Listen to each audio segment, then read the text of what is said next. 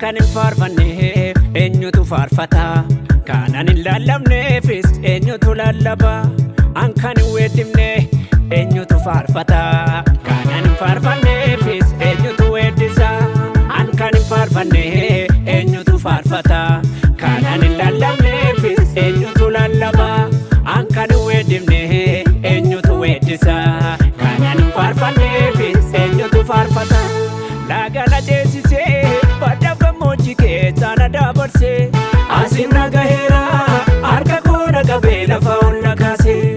Laagana ceesisee badda gammoojjii keessa na dabarsee asiin na gaheera harka koo na qabee lafa ol na kaasee.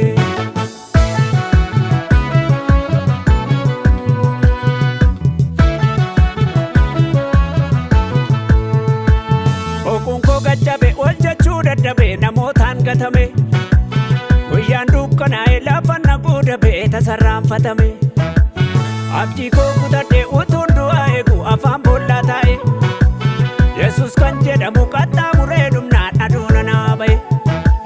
Bokuun koo gajjabe ol jechuu dadhabee namootaan gatame. Guyyaan dukkanaa'e lafa na guudabee tasarraanfatame. Abdii koo kutadhee utuun du'aa eegu afaan boollaa taa'e. Yesuus kan jedhamu qaxxaamuree dhumnaan aduuna naa ba'e.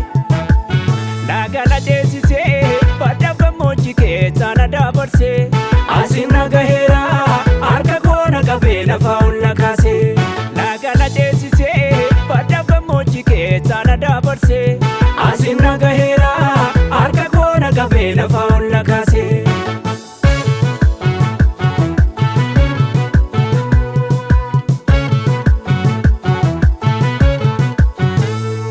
Uumama hundaarra cuubbamaan akka koo hin jiru gonkumaa.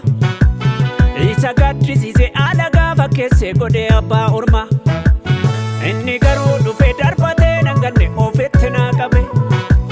Yaa mucaa koo baddu anoo abbaa keetii jedhee hollaa qabe.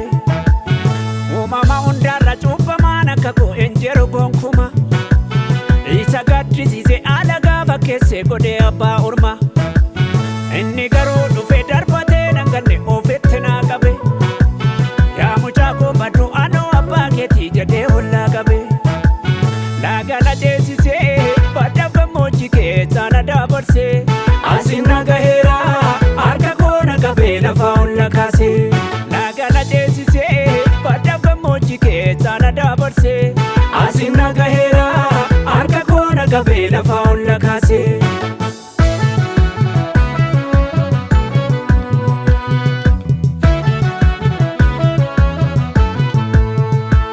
Baay'een isaanii jiru warri na caalani addunyaan gootummaa. Ija isaan na argee gaddee bituu yeessa ana tuffatama.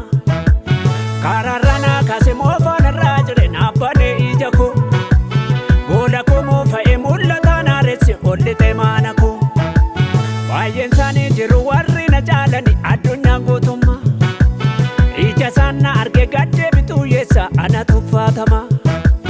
Karaarra na kaase moofaan irraa jire na banee ija koo. Booda koo moofa'ee mul'ata na reesse ollitee maana koo. Laagana ceesisee badda gammoojjii keessa na dabarsee asiin na gaheera harka koo na qabee lafa ol na kaasee. Laagana ceesisee badda gammoojjii keessa na dabarsee asiin na gaheera harka koo na qabee lafa ol na kaasee.